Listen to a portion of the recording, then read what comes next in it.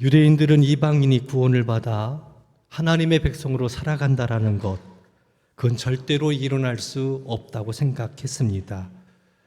유대인들과는 달리 이방인들은 하나님의 말씀이 없었고 하나님의 언약 백성이라는 표시도 없었습니다.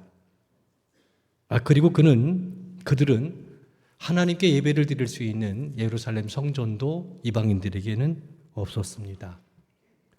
유대인들에게는 있는 것, 그 소중하고 아름다운 것들이 이방인들에게는 없어요. 하나님 말씀도 없고 할례의 표시도 없고 예배를 드릴 수 있는 예루살렘 성전도 없었습니다.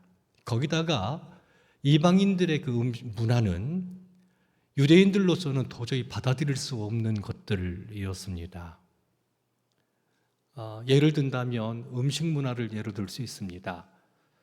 우상에게 제물로 쓰였던 음식을 이방인들은 아무런 거리낌 없이 먹었습니다. 하지만 유대인들은 그런 것을 이해할 수가 없죠. 왜냐하면 유대인들은 우상의 제물로 쓰여졌던 음식을 먹으면 우상 숭배의 죄와 같은, 우상 숭배한 것과 같은 죄를 진 것으로 생각을 했거든요. 그것은 우상 숭배다. 이 우상 숭배라는 것은 유대인들로서는 상상할 수 없는 일이지요. 하나님의 법에 우상을 숭배하면 나라가 멸망당합니다. 그리고 역사적으로도 이스라엘 백성들이 우상을 숭배함으로 나라가 멸망을 당했거든요. 그래서 혹독한 고난을 겪게 됐었거든요. 그런 측면에서 본다면 우상의 제물로 쓰여졌던 음식을 먹는다라는 것은 유대인들로서는 도저히 받아들일 수가 없는 겁니다. 우상 숭배하는 이방인들, 그들과 함께한다, 있을 수 없다라고 생각을 했던 겁니다. 유대인들이 볼 때 이방인들은 부정한 사람들이었고 결코 하나님의 백성이 될 수 없으며 돼서도 안 된다라고 그들은 생각을 했습니다. 그런데 바울 사도는 이런 이방인들이 하나님의 백성이 됐다라고 선포를 합니다. 오늘 본문 말씀을 보면 에베소 교회 아닙니까? 에베소 지역은 이방 지역입니다. 에베소 지역에 세워진 교회를 한번 생각해 봅시다. 유대인이었다가 예수님을 믿음으로 개종한, 유대교에서 개종한 유대인 그리스도인들이 있고, 이방 우상을 섬겼던 이방 사람들이 복음을 듣고 그리스도인이 된 이방인 그리스도인들이 있습니다. 이들이 함께 모여 교회를 이루고 있는 겁니다. 유대인들 입장에서 본다면 어떻게 저런 이방인들이 하나님의 백성이 될 수 있을까? 구원의 은혜를 누릴 수 있을까? 쉽게 오늘날로 얘기한다면 저런 죄인이 어떻게 하나님의 백성이 되고 그 은혜를 누릴 수 있겠느냐라는 얘기입니다. 문화가 다릅니다. 태생이 다릅니다. 그럼에도 불구하고 바울 사도는 그들이 예수 그리스도 안에서 한 형제 한 자매가 됐다라고 선포합니다. 그렇다면 여기서 우리가 생각해 봐야 될 것은 유대인들이 생각할 때 하나님의 백성이 될 수도 없고 돼서도 안 된다고 생각했던 그런 이방인들이 어떻게 하나님의 권속이 될 수 있느냐, 어떻게 하나님의 백성이 되어 그 은혜의 덕을 누리게 되었느냐. 오늘 본문 13절 말씀을 보면 그 길에 대해서 어떻게 이방인들이 구원을 받았는지에 대해서 이야기하고 있는 걸 볼 수 있습니다. 13절, 그 안에서 너희도 진리의 말씀 곧 너희의 구원의 복음을 듣고 그 안에서 또한 믿어 약속의 성령으로 인치심을 받았으니 라고 기록하고 있습니다. 이 말씀을 보다도 주밀하게 살펴보면 그 안에서는 주 안에서, 예수님 안에서 이런 뜻이죠. 너희들은 에베소에 살고 있는 이방인들, 이방 사람들을 가리킨 겁니다. 에베소서 1장 1절부터 12절까지 우리라는 말이 12번 나옵니다. 우리.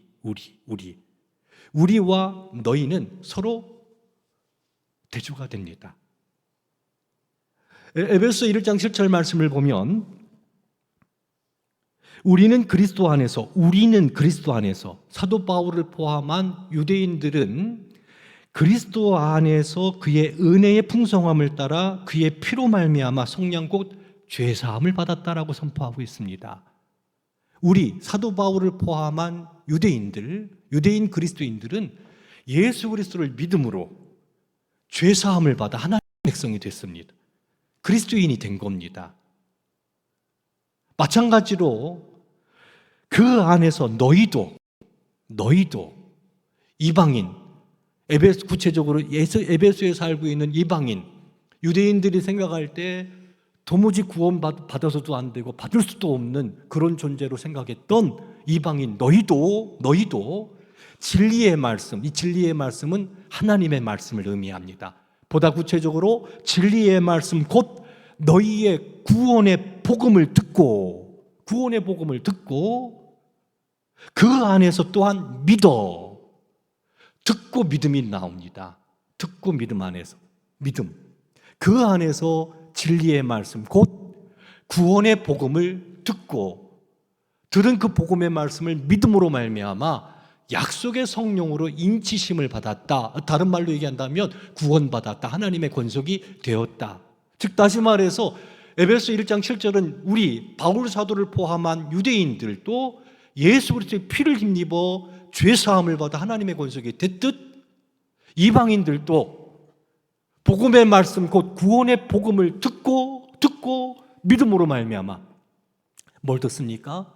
유대인들이 들었던 그리스도의 피로 죄 사함 받았다라는 이 복음, 십자가 죽음을 통해서 우리 모든 죄를 사하셨다라는 복음, 어떤 죄인이든 예수 그리스도께서 십자가 죽음을 통해서 그 죄를 사하셨다라는 복음을 들었을 때 듣고 이방인들이 그 복음을 믿음으로 말미암아 약속의 성령으로 인침을 받았다, 구원받았다 이렇게 말씀하고 있는 걸 볼 수 있습니다. 그러니까 유대인이나 이방인이나 우리나 너희나 누구로 말미암아 예수 그리스도 그 구원의 복음을 듣고 믿음으로 말미암아 하나님의 은혜로 구원을 받아 하나님의 권속이 됐다라는 부분을 분명히 하고 있는 걸 볼 수 있습니다. 여기서 이 말씀 13절 말씀에서 우리가 살펴봐야 될 것은 이 복음의 말씀을 전하는 자가 있다라는 겁니다. 전하니까 듣는 것 아닙니까? 사도 바울을 포함한 구원받은 이들이 복음의 말씀을 전할 때 전하는 말씀을 듣는 이들이 존재합니다. 그러니까 이렇게 그림을 그려볼 수 있어요. 복음을 전하는 사람, 복음을 전하니까 그 전한 복음을 듣는 사람. 그때 성령께서 역사하셔서 그 영혼을 구원하시는 겁니다. 영혼을 구원하시는 겁니다. 믿으시기 바랍니다. 우리가 원래 이방인이었잖아요. 근데 십자가에 달려 죽으신 예수 그리스도 복음의 말씀을 듣고 우리가 믿었을 때 성령께서 우리 영혼을 죄에서 구원하십니다. 사망에서 구원하십니다. 하나님의 자녀 삼아 주십니다. 예수 믿는 사람으로 거룩한 길 걷게 하십니다. 그 은혜 가운데 거하게 하셨다라는 거, 듣고 믿는다라는 거, 전하는 이가 있고 듣는 이가 있다라는 거. 그러므로 교회는 예수 그리스도를 믿는 이들은 많은 사람들이 구원의 복음을 들을 수 있도록 전해야 된다라는 거예요. 선교사님 파송해야 된다라는 겁니다. 복음 전도해야 된다라는 겁니다. 영혼 구원 그 핵심이 이 교회 사역, 그리스도인들이 존재하는 이유이기도 하다라는 거지요. 그렇게 전할 때 이 복음의 말씀을 듣는 이들이 구원함에 이르는, 누가 역사하셨어요? 뒤에서 성령께서 역사하셔서 그의 영혼들을 구원하시는. 그래서 오늘 본문 말씀을 보면 13절 우리 함께 읽겠습니다. 예배소서 1장 13절입니다. 그의 안에서 너희도 진리의 말씀 곧 너희의 구원의 복음을 듣고 그 안에서 또한 믿어 성령의 약속으로 인치심을 받았으니 할렐루야, 구원받았다라는 겁니다. 또 한 가지 살펴봐야 될 것은 무엇입니까? 이 말씀 속에서 믿음의 결단이 필요하다라는 겁니다. 복음의 말씀을 들었을 때 결단하고 붙잡아야 된다라는 거죠. 믿어야 된다라는 거죠. 복음을 듣고 그 안에서 믿음으로 말미암아 믿어야 된다라는 겁니다. 받아들여야 된다라는 거죠. 뭐요? 예수 그리스도를 우리의 삶의 구주로, 주인으로, 그리스도로 인정하고 받아들여야 된다라는 겁니다. 우리가 복음을 전할 때 싫어요, 안 가요, 못 가요, 안 믿을래요 이렇게 얘기하는 사람 있잖아요. 어떤 분도 있냐면요, 복음 전할 때 천국이 있다 하더라도, 선배님이 얘기하는 그 천국이 있다 할지라도 나 예수님 안 믿을랍니다, 이런 후배를 만난 적이 있습니다. 거부하는 거지요. 그러면 그리스도 이 놀라운 사랑의 은혜를 누릴 수가 없는 겁니다. 이렇게 그 크신 사랑을 거부하면 주님께 버림을 받습니다.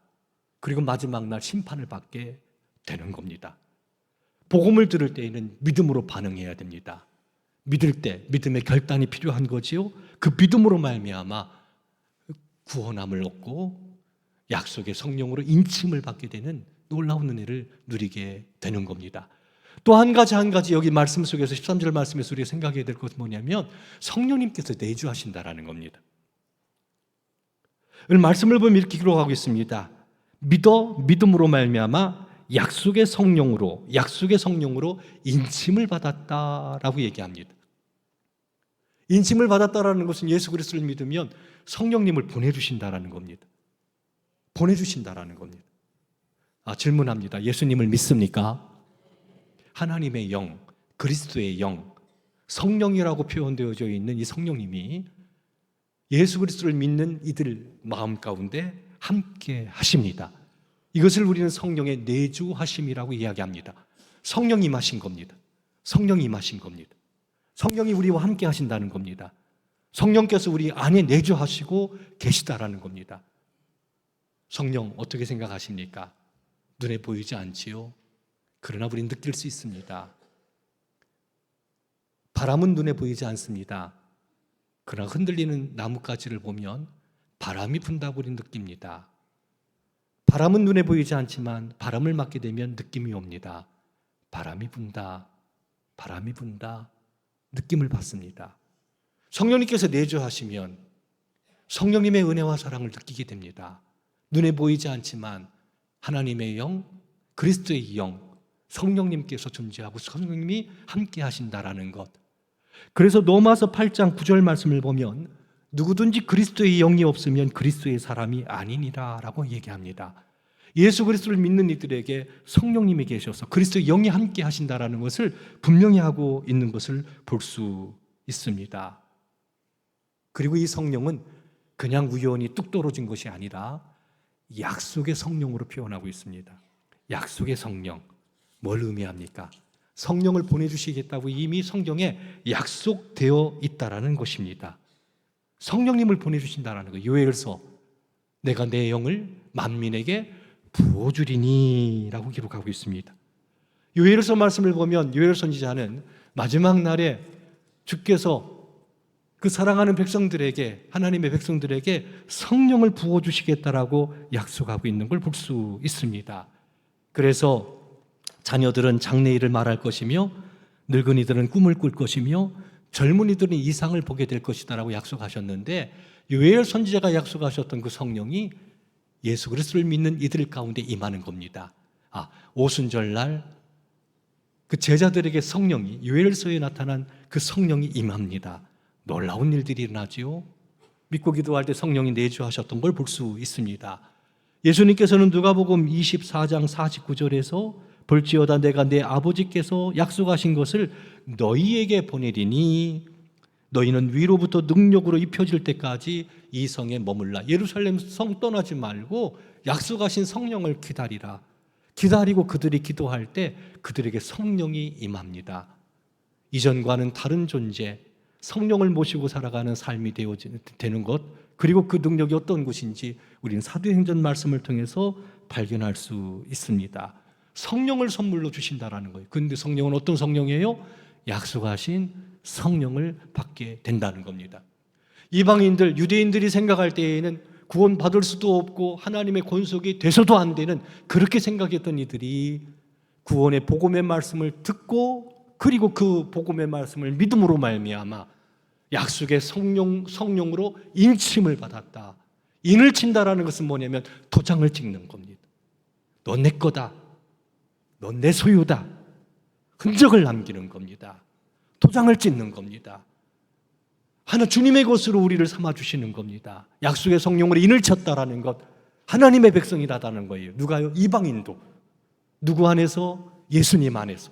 무엇 때문에? 복음을 듣고 믿음으로 말미암아 유대인 그리스도인들도 이방인 그리스도인들도 하나가 돼서 하나님의 권속이 된다라는 놀라운 복음, 또 그들에게 약속의 성령을 부어주셨다라는 것, 내 거다라는 것, 이방인도 유대인도 내 거다라는 것, 주님의 것이니까 이제 어떤 일이 벌어집니까? 주님이 지켜주십니다. 주님의 것이니까 주님이 보호하십니다. 주님의 것이니까 주님께서 그 길을 이끌어 주시는데 영광의 나라까지도 인도해 주신다라는 것, 인침받았다라는 것은 놀라운 은혜와 축복이 아닐 수 없습니다. 오순절날 베드로가 성령 충만함을 받고 첫 번째 설교할 때 예수 그리스도의 이름으로 세례를 받아라. 즉 다시 말해서 예수 그리스도를 믿음으로 죄 사함을 받아라. 그래야 하면 성령을 선물로 받으리니라고 말씀하셨습니다. 그러므로 예수 그리스도를 믿는 저와 우리 성도 여러분들 마음 가운데 하나님의 영, 그리스도의 영, 성령께서 함께 하신다라는 것, 그 능력의 하나님께서 우리와 함께 하신다라는 것 믿으시기를 주의 이름으로 축원합니다. 인침을 받았다라는 것, 성령의 놀라운 은혜가 있는 겁니다. 두 번째, 성령께서는 기업의 보증이 되신다라고 말씀하셨습니다. 이 보증이라는 말은요, 담보, 저당, 계약금이라고 표현할 수 있습니다. 어떤 물건을 살 때 계약금을 먼저 지불하잖아요. 계약금을 지불할 때는 구속력이 있습니다. 그리고 때가 되면 내가 그 나머지 금액을 다 지불하겠다, 이것을 약속하면서 계약금을 전하는 거예요. 나중에 그 물건을 사겠다라는 거죠. 얻게 된다라는 거죠. 이게 이제 보증이라는 말입니다. 기업의 보증이라는 것, 이 기업은 뭡니까? 유업이라고도 성경에 표현되어 있는데 베드로 사도는 더럽지 않은 것, 쇠하지 않은 것, 영원한 것, 그것 하늘에 간직하신 하나님 나라의 모든 것들을 이것을 유업으로 이어받을 것이다라고 말씀하셨습니다. 기업의 보증이라는 것은 뭡니까? 야, 하나님 나라 줄게. 우리가 하나님의 자녀가 된다면 하나님의 자녀는 하나님 나라를 상속받는 상속자가 된다라는 겁니다. 대단히 중요한 얘기입니다. 예수 그리스도를 믿어 하나님의 자녀가 됐다, 하나님 나라를 상속받는 상속자가 됐다라는 겁니다. 주 예수 그리스도 재림하실 때 그 영광의 나라를 우리는 차지하게 될 겁니다. 그 나라, 사도 베드로가 얘기했던 것처럼 더럽지 않고 썩지 않고 쇠하지 않는 그 영원한 나라, 하늘에 간직한 것을 누리게 될 것입니다. 반드시 그 기업을 주실 겁니다. 근데 보증으로 뭘 주셨느냐면, 보증 계약금으로 성령님을 주신 겁니다. 성령님. 보증이라는 말은 또 다른 의미가 있는데 이게 조금 더 우리가 이해하기가 쉬워요. 미리 맛보다라는 뜻을 가지고 있습니다. 미리 맛본다라는 겁니다. 하나님 나라 들어가진 않았지만 이 세상에서 하나님 나라의 평안을 맛봅니다. 하나님의 은혜를 맛봅니다. 하나님의 은혜를 맛보면 어떨까요? 저 따라해 보실래요? 참 좋다. 참 좋아요.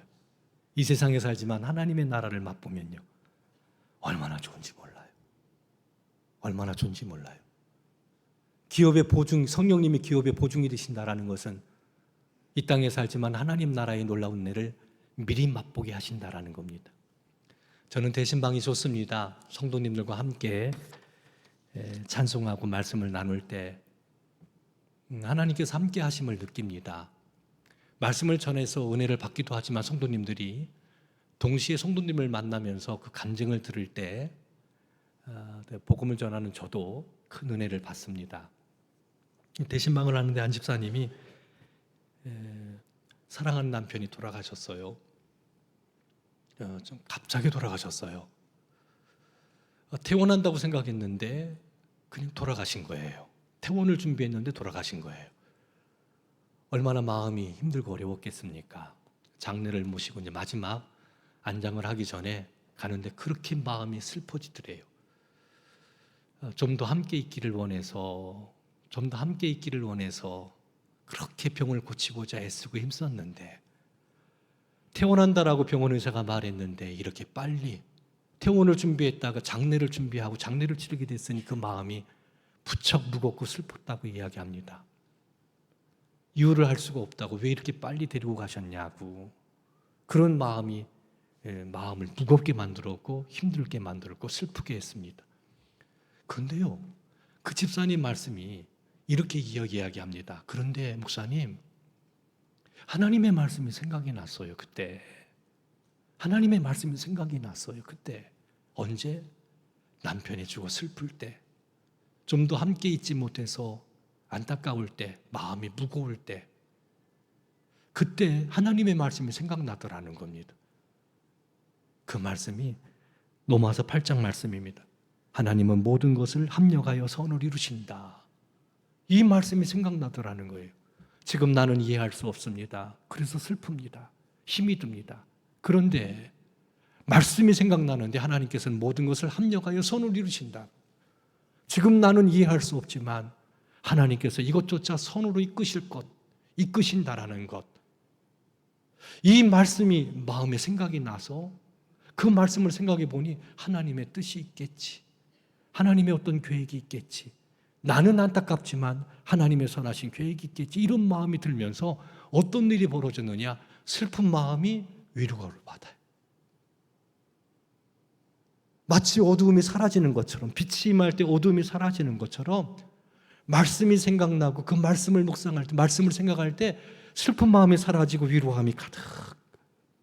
그래서 이렇게 얘기합니다. 그래서 제가 웃을 수 있어요. 그것은 하나님의 위로하심. 그 집사님은 성령님에 대해서 말씀하진 않으셨어요. 근데 제가 보니까, 목사님 제가 볼 때 내주하시는 성령님께서 하나님 나라의 그 놀라운 은혜, 위로, 평안의 마음을 미리 맛보게 하신 겁니다. 성령님께서 하시는 일, 보혜사 성령이잖아요. 따라합시다. 보호하시고, 은혜를 베푸시고, 가르치시고. 요한복음 말씀을 보면 뭐라고 얘기합니까? 보혜사 성령을 보낼 텐데 보혜사 성령께서 말씀을 생각나게 하실 거다.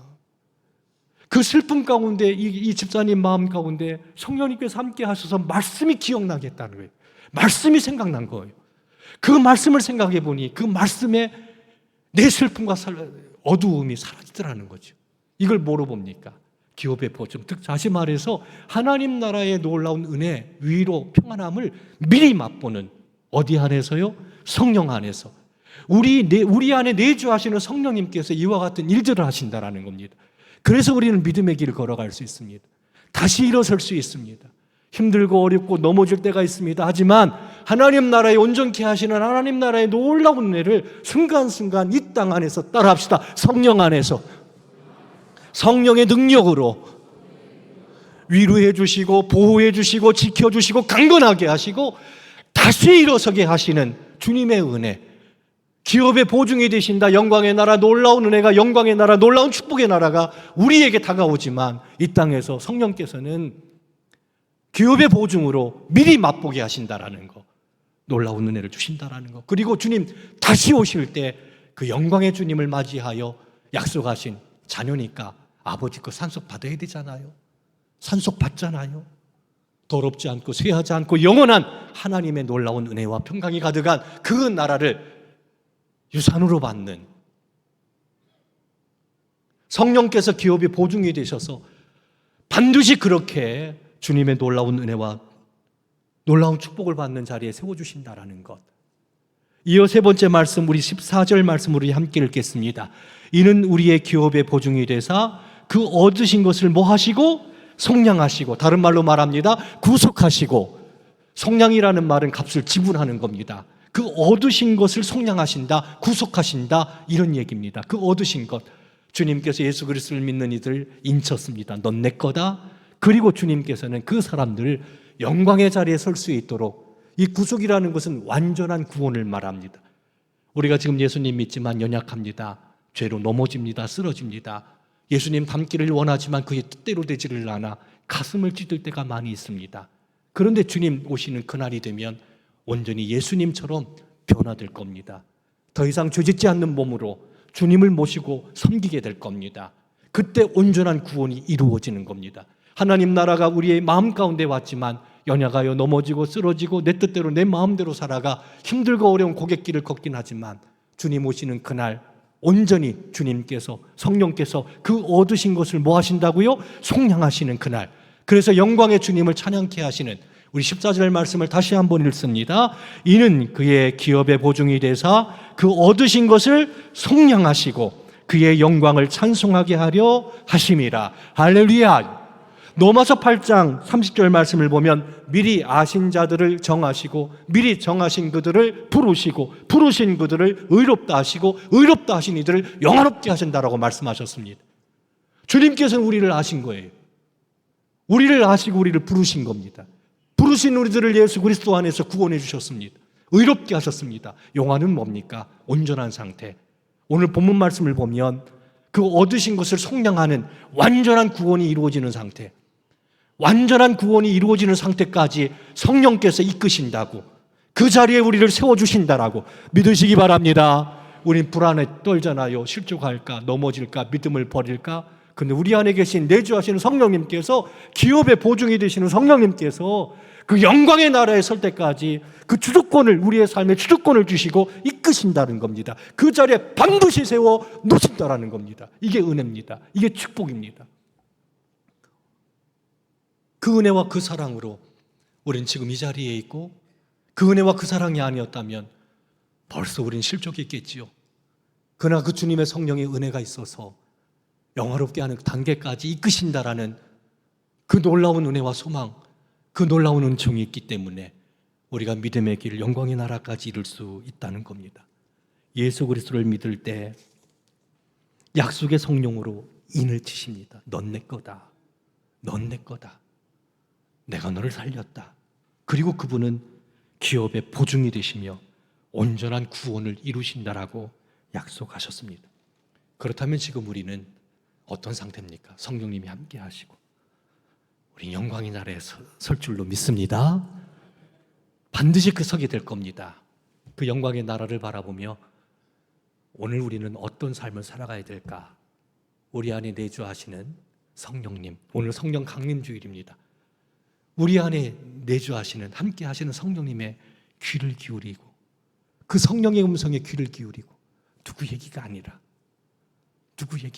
내 뜻이 아니라 성령님의 음성에 귀를 기울이고 그 음성을 따라 믿음의 길. 바울 사도는 성령에 매었다라고 표현합니다. 나는 성령에 매었다.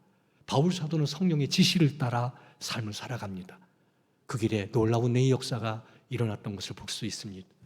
영광의 소망을 갖고 예수 그리스도 안에서 성령님이 우리 안에 계시는데, 그 성령님께서는 생명의 길로 우리를 이끄시고자 말씀하십니다. 지시하십니다.